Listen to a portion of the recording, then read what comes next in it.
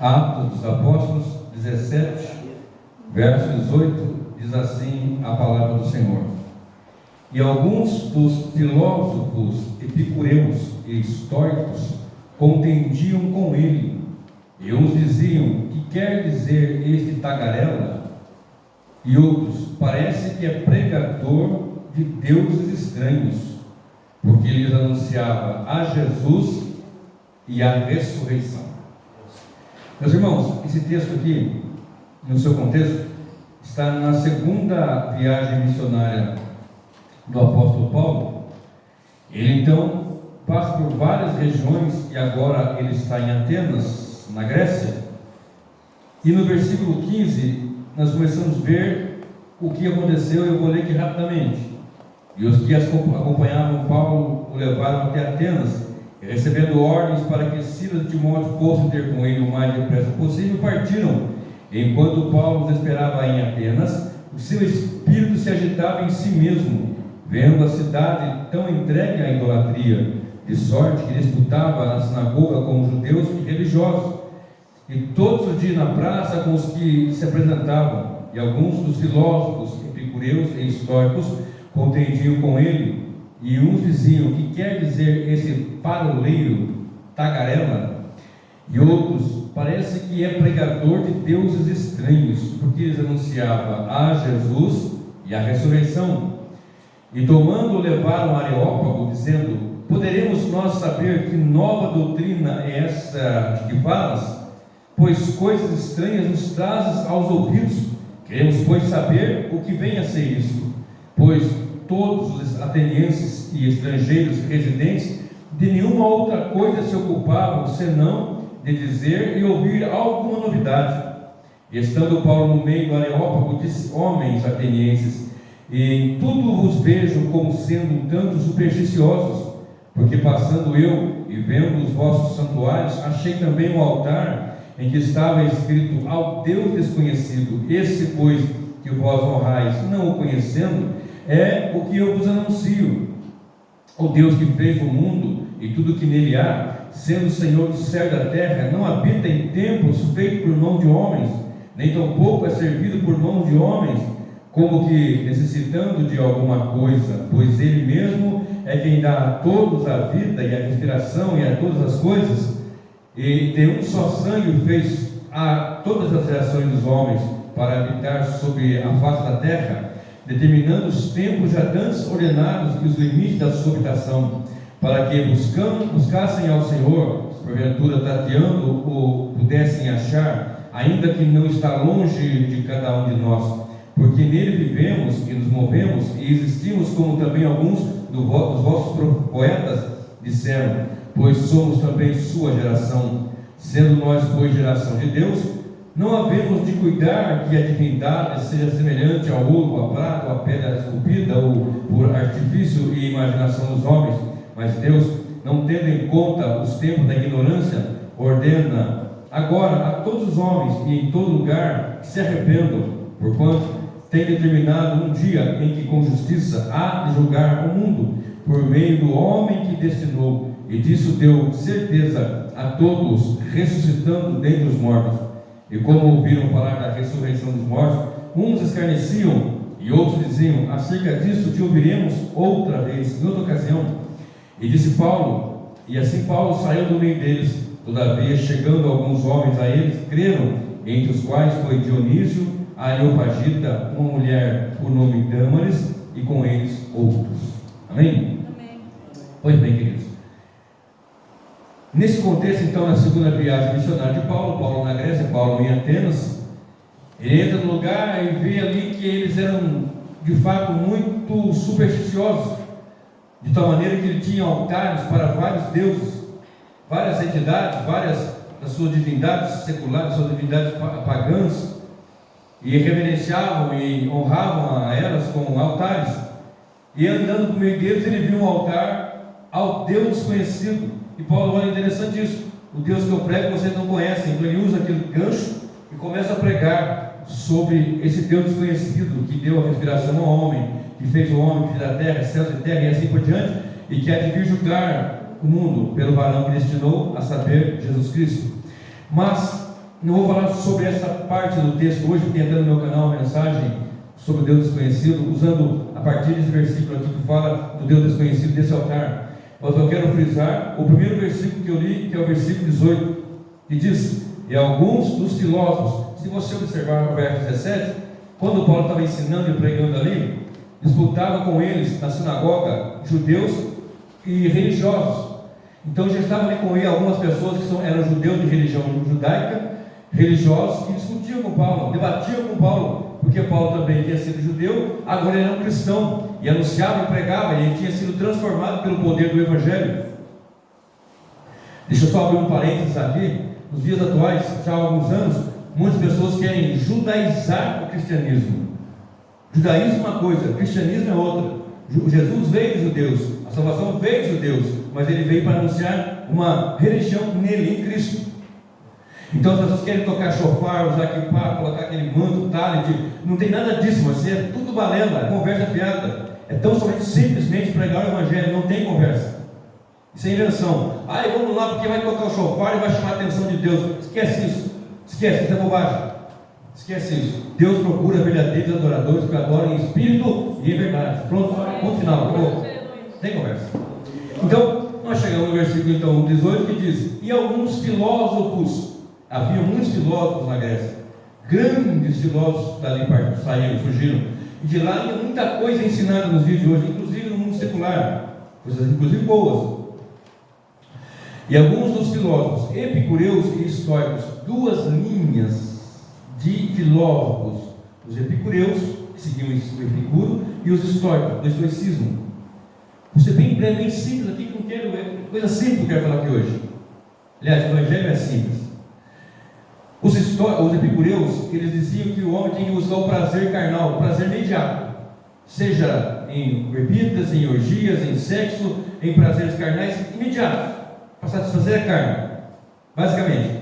Já os estoicos, eles pediam mais para a parte espiritual, para buscar as virtudes, para buscar a virtude, a honradez, mas do que o prazer carnal. Eram basicamente essas duas diferenças. Tem mais coisa, claro, mas basicamente eram essas as diferenças. Um era prazer carnal, o outro era pendia mais para o plano espiritual. E observe, quando esses discutiam com Paulo, contendiam com Paulo, diziam uns: que quer dizer, na sua Bíblia talvez esteja paroleio. Paroleio vem de parlare, do latim parlar, parlar, do italiano, mesma coisa, falar, falador, tagarela.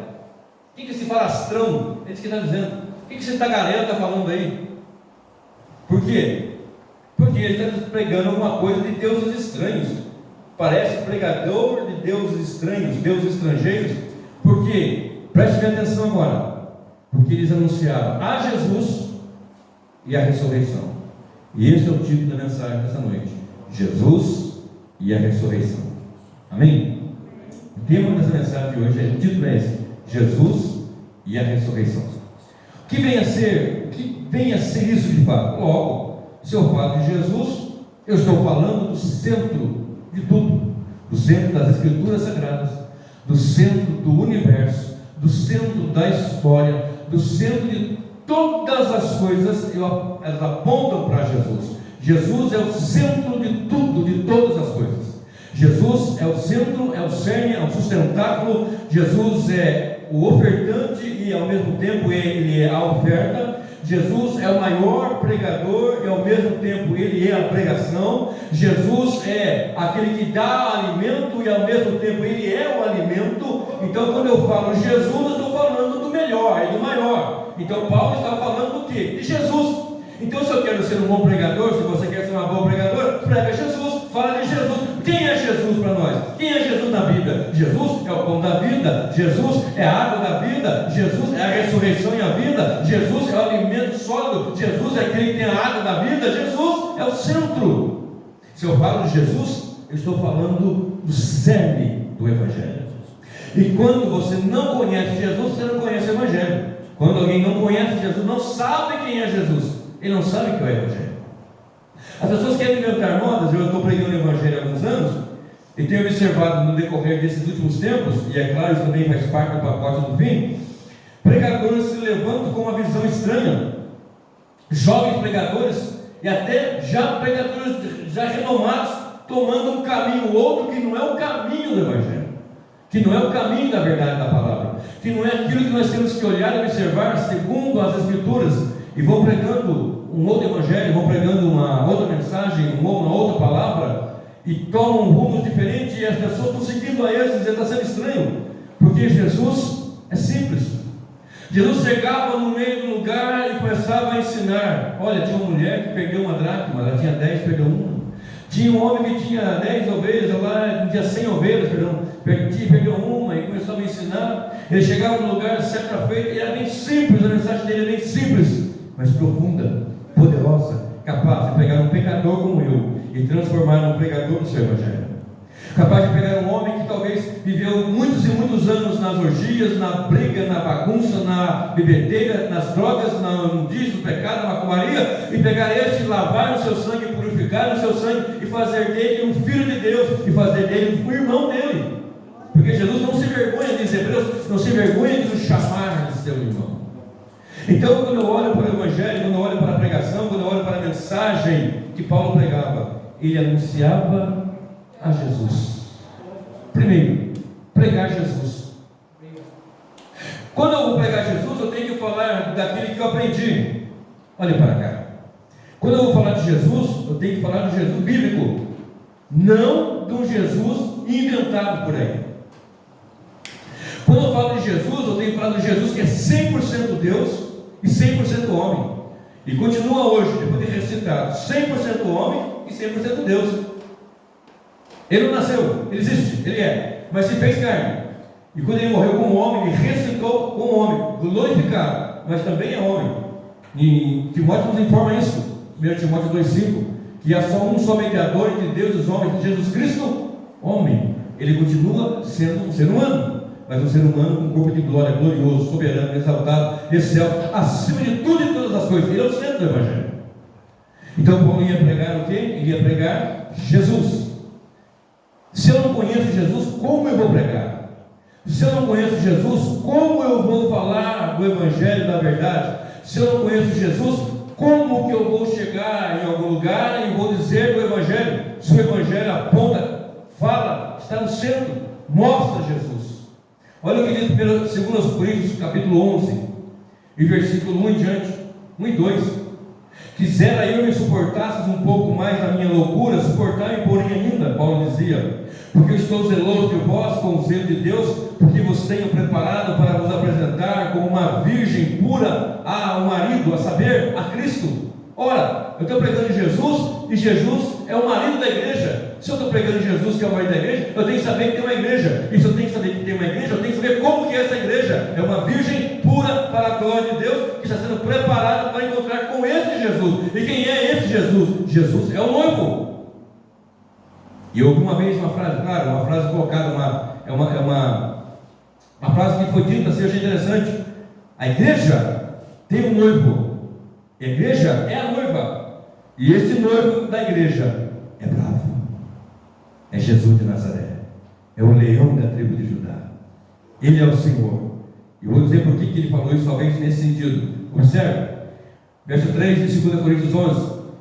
Mas temo que, assim como a serpente enganou Eva com a sua astúcia, assim também sejam de alguma sorte corrompidos os vossos sentidos e se apartem da simplicidade que há em Cristo Jesus.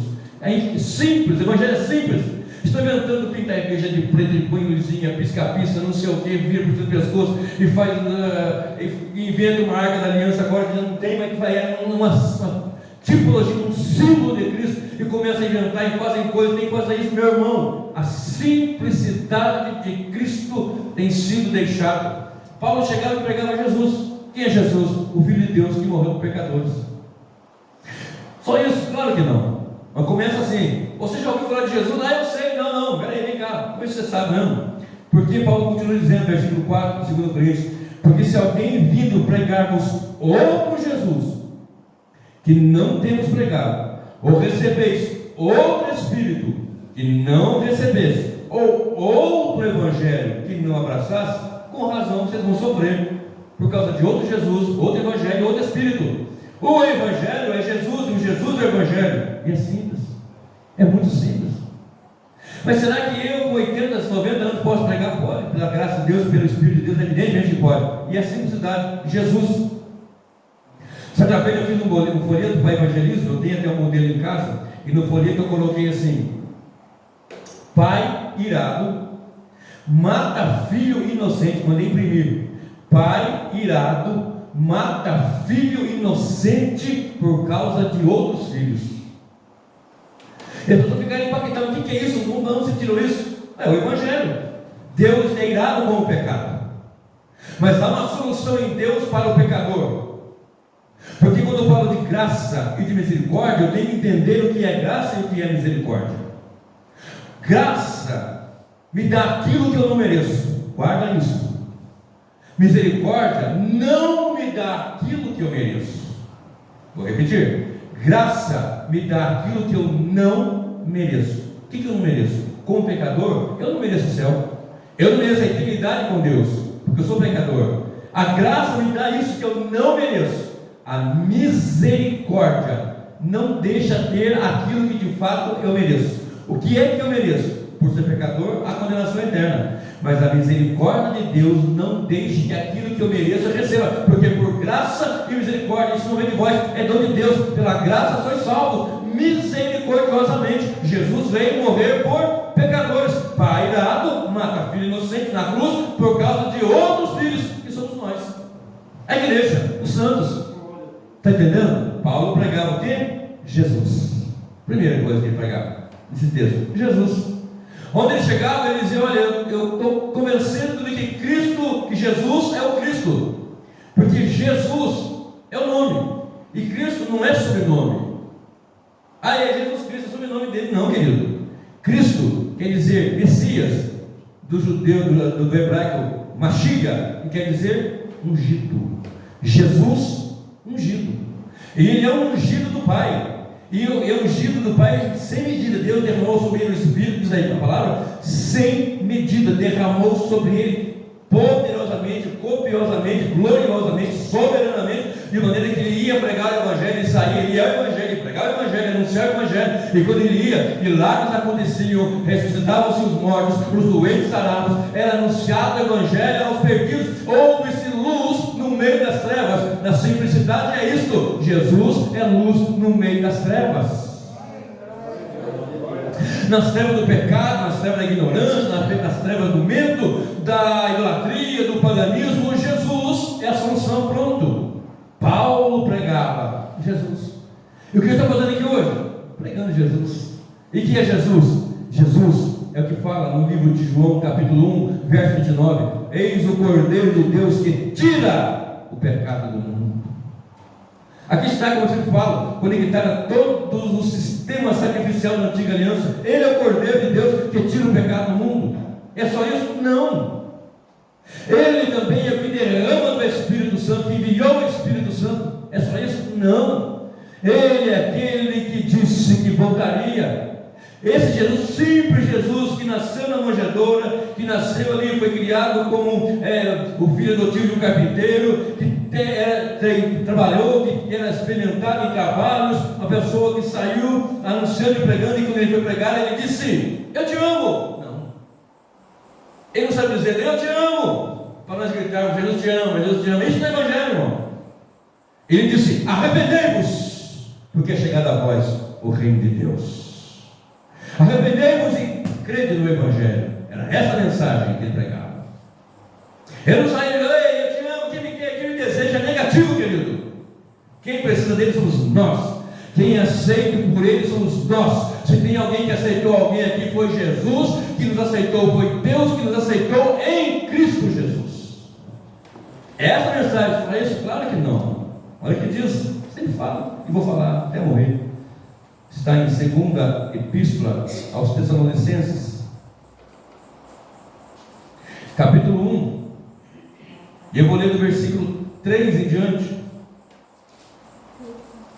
Olha o que diz 2ª Epístola do apóstolo Paulo aos Tessalonicenses, capítulo 3 em diante, capítulo 1, versículo 3 em diante. Sempre devemos, irmãos, dar graças a Deus por vós, como é justo, porque a vossa fé cresce muitíssimo, e o amor de cada um de todos nós aumenta de um para com os outros, de maneira que nós mesmos gloriamos de vós nas igrejas de Deus, por causa da vossa paciência e fé em todas as vossas perseguições e aflições que suportais, prova clara do justo juízo de Deus, para que sejais havidos por dignos do reino de Deus, pelo qual também padeceis. Se é no reino de Deus, é padecer também, querido. Se de fato é justo diante de Deus que dê em para tribulação aos que os atribulam, e a vós que sois atribulados, descanso conosco. Agora, quando se manifestar o Senhor Jesus desde o céu, com os anjos do seu poder, com labareda de fogo, tomando vingança dos que não conhecem a Deus e dos que não obedecem ao Evangelho de nosso Senhor Jesus Cristo, os quais, por castigo, padecerão eterna perdição, longe da face do Senhor e da glória do seu poder, quando vier para ser glorificado nos seus santos e para se fazer admirável naquele dia em que em todos os que creem, porquanto nosso testemunho foi crido entre vós. Está vendo? É simples, é muito simples. Ele ama, claro que ele ama, ele é a maior expressão de amor do Pai, que morreu na cruz por pecadores. Romanos nos informa bem claro isso. Ora, por um justo alguém talvez morresse, mas pelo ímpio, ele morreu pelo ímpio, sendo nós pecadores, o justo pelos injustos, pelos ímpios. É simples, mas ele também é o vingador de Deus. É aquele que diz a palavra, tomando vingança dos que não conhecem a Deus. Ele vai voltar, e dos que não obedecem, e como labareda de fogo. É este o Jesus que nós anunciamos. Porque está um evangelho muito minguado nos últimos tempos, muito aguado. Venha como quer e fique como quer. Não, querido, não é assim não. Nossa carne é nosso maior inimigo. O adversário das nossas almas, é claro, já chama de adversário. Mas esse Jesus que é amor, que é a expressão de amor, que morreu na cruz, ele também é o vingador de Deus. Se nós brincarmos com Deus, nós não vamos dar de encontro o cordeiro, vamos dar de encontro com o leão da tribo de Judá. O Evangelho é brincadeira. O Evangelho não é para levarmos de qualquer forma. O Evangelho não é um dia de domingo, 1h30, 2 horas num salão, num templo, num lugar, não. O Evangelho é transformação, é metonia, é transformação, é mudança de mente. O Evangelho é novo nascimento. O Evangelho é nova criação. O Evangelho é viver para Deus, para a sua glória, para o seu louvor e para a sua adoração. Quando Marcos 1,15 Jesus fala assim, arrependei-vos e crer no Evangelho, é arrepender dos pecados e crer em obediência ao Evangelho. Não é obediência ao Evangelho. Então Paulo pregava o quê? A Jesus. E o que mais que ele pregava? E a ressurreição. Preste bem atenção. Atente no que eu vou dizer. João não fala, ele não diz que eu sou a ressurreição e a vida? Para Marta, Maria, etc e tal. Se ele é a ressurreição e a vida, por que Paulo então faz aqui aparentemente uma separação? Ele frisou. O escritor escreveu frisando. Ele anunciava a Jesus e a ressurreição. Ora, se eu estou falando de Jesus, o Evangelho já não está contido nele, a ressurreição, é claro. Mas é frisado aqui, lembra que eu falei dos estoicos e epicureus? Eles não acreditavam. Muitos, até os saduceus, também não acreditavam em ressurreição. Porque na mente filosófica foge ao raciocínio lógico. Porque o raciocínio lógico, o que é? O homem nasce, cresce, envelhece e morre. E para esses, aqui um deles, morreu, acabou. Para os epicureus, por exemplo, acabou. O prazer aqui, acabou, já era, não tem. E os históricos dizem, olha, vamos ver depois o que tem. E assim muitos somos na vida. Olha, eu não sei. Talvez tenha alguma coisa, talvez não tenha. Deixa correr. Quando eu chegar lá, eu vou ver. Quando eu morrer, eu vou ver o que tem do outro lado. Mas a Bíblia é a revelação de Deus para nós, para os seres humanos. A Bíblia não fala tudo sobre Deus, até porque não tem como falar tudo sobre Deus e não se explica Deus, porque Deus é Deus. Mas a Bíblia é suficiente na expressão, na explicação, na apresentação de Deus para nós. Logo, a Bíblia diz, pregava a Jesus e a ressurreição.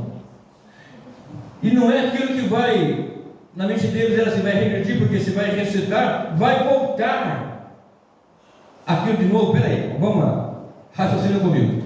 O filósofo, o homem vai pensar assim: nasceu, cresceu, envelheceu, morreu. Vai ressuscitar, vai voltar, vai regredir? Não, biblicamente não. Ele continua progredindo, certo? Nasce, cresce, alguns envelhecem, outros não, outros morrem pequenos, crianças, nem nascem, nasce morto que fala, mas o processo, vamos seguir aqui: nasce, cresce, envelhece, morre. Perfeito? Quando Cristo voltar, Paulo falou aqui, Jesus e a ressurreição. Quando Jesus voltar, pelo dia da sua vida, pelo dia de Cristo, no dia do Senhor, no dia de prestar conta, é tudo num dia só, haverá ressurreição. É por isso que Paulo frisou, Jesus e a ressurreição. Porque estava vivendo assim, olha, deixa correr solto. Ali havia muitos tempos, muitos deuses, e deuses conhecidos, vocês não conhecem, tem determinado um dia. Atos 17:31, nós lemos agora há pouco aqui, vou ler de novo. Porquanto tem determinado um dia em que com justiça há de julgar o mundo, por meio do homem que destinou, e disso deu certeza a todos, ressuscitando entre os mortos. Quem é esse? Jesus. Ressuscitou Jesus e determinou um dia para o juízo. Preste atenção. E que dia é esse? Quando Cristo voltar, haverá ressurreição. Vou ler alguns textos aqui, para nós fecharmos esse segundo ponto da mensagem. João 5, Evangelho, capítulo 5, do verso 25 em diante. Se você quiser me acompanhar, abra sua Bíblia aí e vamos lá. João 5, 25 em diante. Perdão, 24 em diante. João 5, Evangelho de João 24 em diante. Na verdade vos digo, que quem ouve a minha palavra e crê naquele que me enviou, tem. Não terá. Tem. Não teve. Tem. É dele. Tem a vida eterna.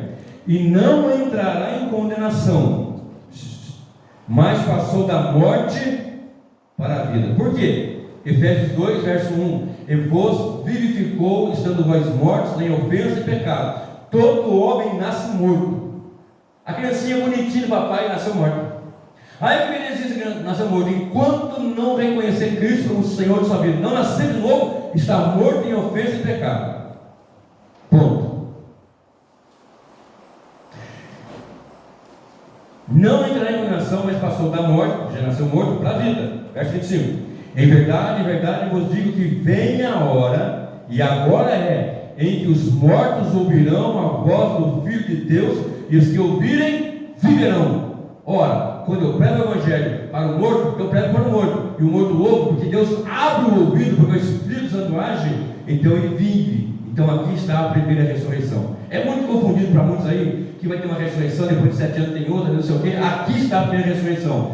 Você e eu, mortos em ofensa e pecado. Quando cremos em Cristo, somos ressuscitados para a glória do louvor do Senhor. E os que ouvirem viverão. Nós ouvimos e estamos vivendo. Verso 26, segue comigo aí. Porque como o Pai tem a vida em si mesmo, assim deu também ao Filho ter a vida em si mesmo. E deu-lhe o poder também de exercer o juízo, porque é o Filho do homem. Lembra de Atos 17:31? Deu o poder para julgar a esse Jesus? Pois bem, não, verso 28, presta bem atenção agora. 24, 25, primeira ressurreição. 28, segunda ressurreição. Olha comigo. Não vos maravilheis disto, porque vem a hora em que todos. Eu estou seguindo o texto, irmão. Não estou nenhuma cartilha, aliás, nem esboço eu tenho hoje, que eu vim do trabalho correndo, saí do trabalho e vim para pregar. Todos os que estão nos seus púlpitos ouvirão a sua voz. Está escrito todos na Bíblia de vocês aí? Está escrito todos? Todos. Então não é só a minha que está escrito. Correto? Vou repetir, versículo 28. Não vos maravilheis disso, porque vem a hora em que todos os que estão nos sepulcros ouvirão a sua voz.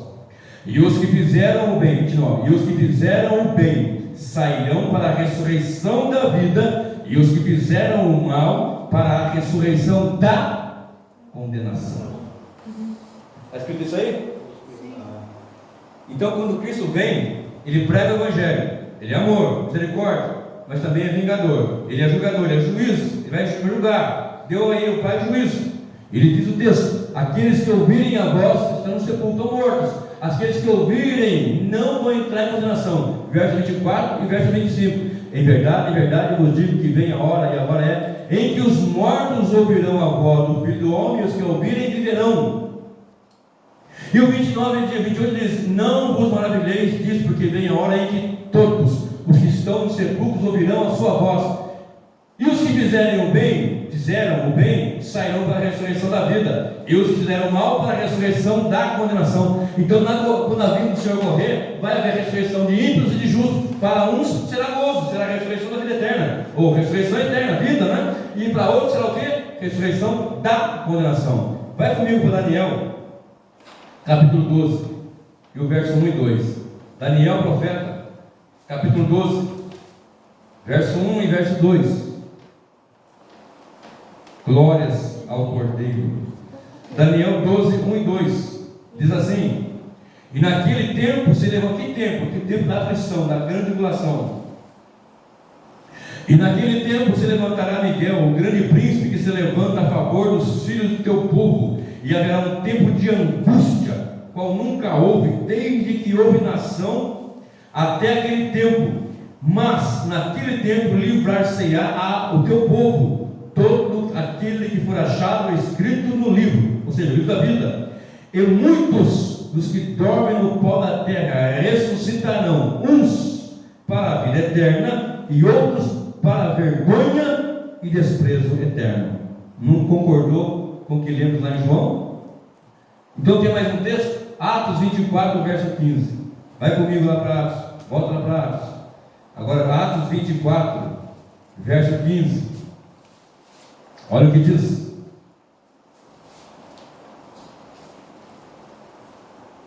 Vou dizer isso mesmo para não falar errado aqui. Atos 24. Deixa eu ver se é isso mesmo. 24. Espera aí. Eu não fiz esboço, então eu estou aqui, que está na mente, eu estou soltando aqui para vocês. Não marquei nada, não deu tempo. É só achar aqui, João,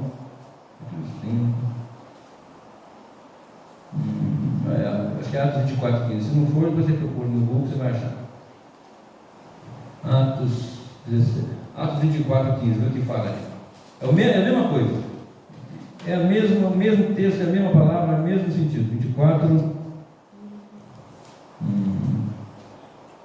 Não é.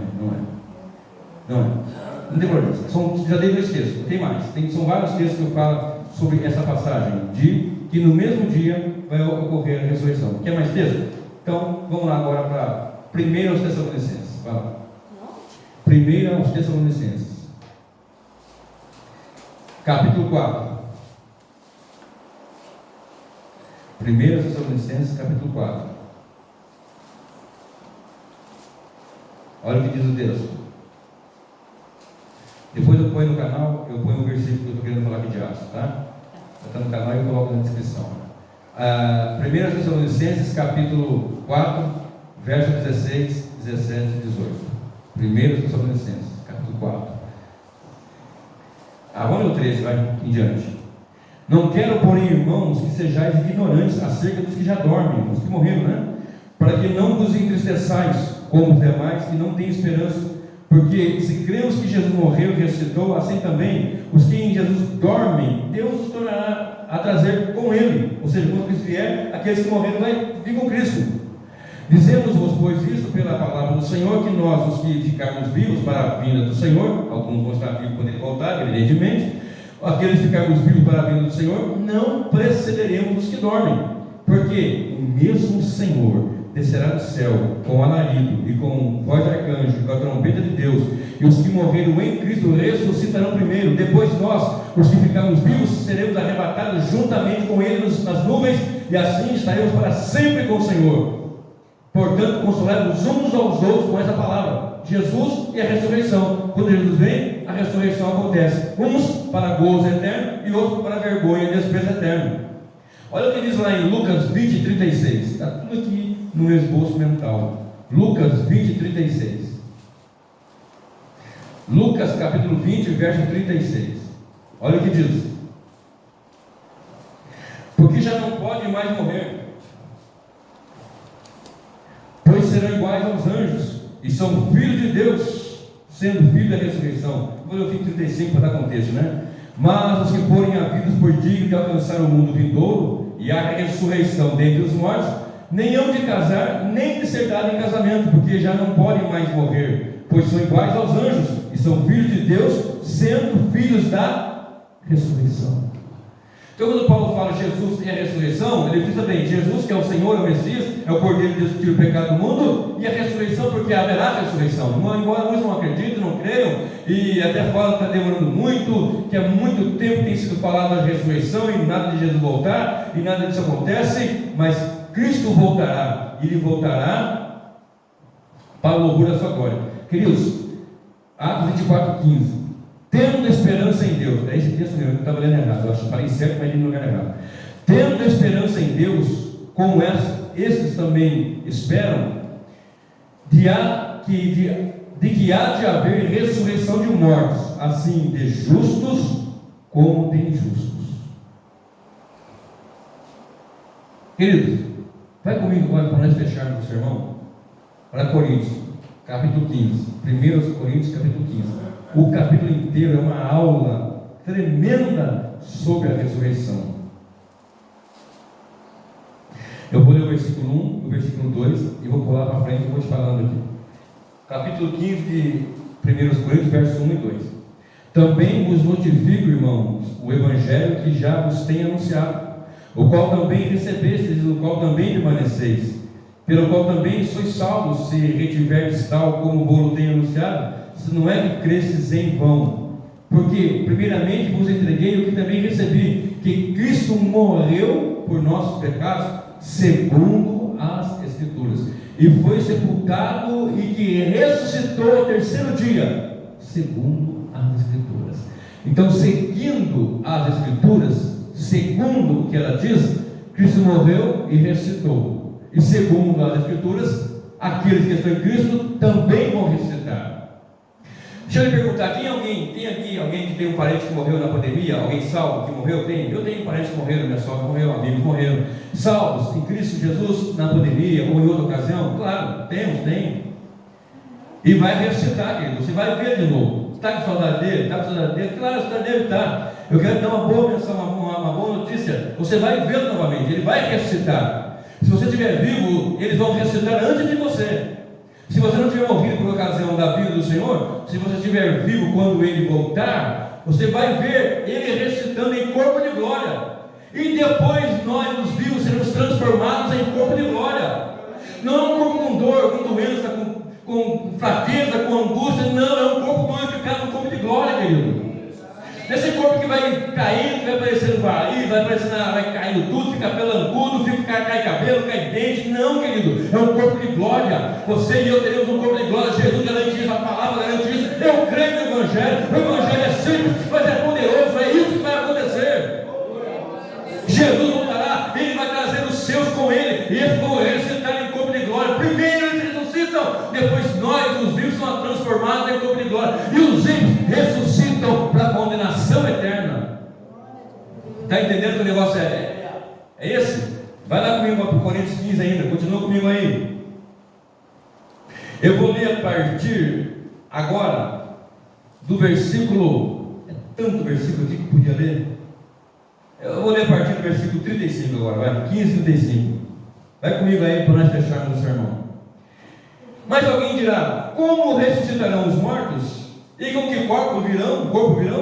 Eu não falei agora, não é regredir, é progredir. Porque não vai ter que voltar, vai ter um corpo de glória. Não é esse corpo doente, que envelhece, que enfraquece. Não, querido. Vamos lá. Mas alguém dirá: como ressuscitarão os mortos? E com que corpo virão? Insensato. O que tu semeias não é vivificado. Se primeiro não morrer, você põe a semente na terra, ela morre, aí brota.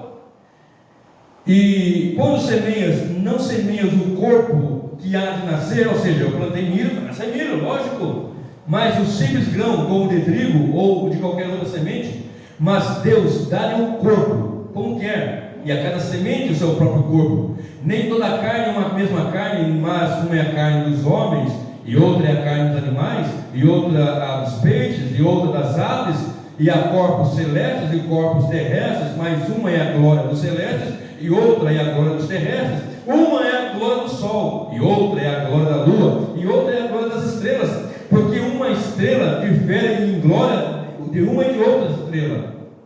Assim também a ressurreição dentre os mortos. Agora presta atenção. Assim também a ressurreição dentre os mortos semeia-se em corpo de corrupção. Você é salvo, lavado, remido, mas o seu corpo ainda é um corpo de pecado, conforme Paulo fala. Nenhuma condenação há para aqueles que estão em Cristo Jesus, que não andam segundo a carne, mas segundo o Espírito. Porém, nós ainda temos um corpo mortal, terrível, que toma ainda na terra. Observe. Assim também a ressurreição dentre os mortos semeia-se o corpo em corrupção, ressuscitará em incorrupção. Semeia-se em ignomínia, ressuscitará em glória. Vergonha, vai ressuscitar em glória. Semeia-se em fraqueza, ressuscitará em vigor. Semeia-se em corpo natural, ressuscitará em corpo espiritual. Há corpo natural e também há corpo espiritual. Assim também está escrito: o primeiro homem, Adão, foi feito alma vivente, o último Adão em espírito vivificante. Mas não é o primeiro o espiritual, senão o natural, depois o espiritual. O primeiro homem da terra é terreno, o segundo homem, o Senhor, é do céu. Qual o terreno, tais são também os terrestres, e qual o celestial, assim também são os celestiais. E assim como trouxemos a imagem do terreno, ou seja, a imagem de Adão, assim traremos também a imagem do celestial, ou seja, a imagem de Cristo. Aleluia! E agora digo isso, irmãos, que a carne e o sangue não podem herdar o reino de Deus, nem a corrupção herdar a incorrupção. Eis aqui vos digo o mistério: na verdade nem todos morreremos, mas todos seremos transformados no momento, no abrir e fechar de olhos, ante a última trombeta, porque a trombeta soará e os mortos ressuscitarão incorruptíveis, e nós seremos transformados. Aleluia, aleluia, e nós seremos transformados. Está entendendo isso, querido? Paulo pregava Jesus e a ressurreição é sempre Jesus Salvador, e a ressurreição vai acontecer quando ele voltar. No dia que ele voltar, haverá a ressurreição de salvos e de ímpios, uns para a condenação eterna, mas nós que estamos com o Senhor, lavados, remidos com o nosso nome no livro da vida, porque o Cordeiro de Deus nos deu esta bênção gloriosa. Nós sairemos dessa terra num corpo de glória, gloriosamente. E se tombarmos em terra, o seu parente que tombou em terra, a sua mãe, o seu pai, o seu filho, o seu irmão, o seu amigo, o seu conhecido, o seu pastor, ressuscitará em corpo de glória. E se você tiver vivo quando ele voltar, não vai ser nesse corpo mortal, mas num corpo glorioso. Só quem acredita nisso aplauda Jesus Cristo e glorifica o nome do Cordeiro de Deus. Jesus, o Cordeiro de Deus, simples, e a ressurreição. Os históricos epicureus talvez não soubessem, mas nós sabemos que Jesus é a ressurreição, e a ressurreição é um tema escatológico. Se eu falar de Jesus e falar de ressurreição, logo e logicamente eu tenho que falar de escatologia. E nesta noite nós ouvimos de Jesus e da ressurreição. Que o Senhor te abençoe e te guarde.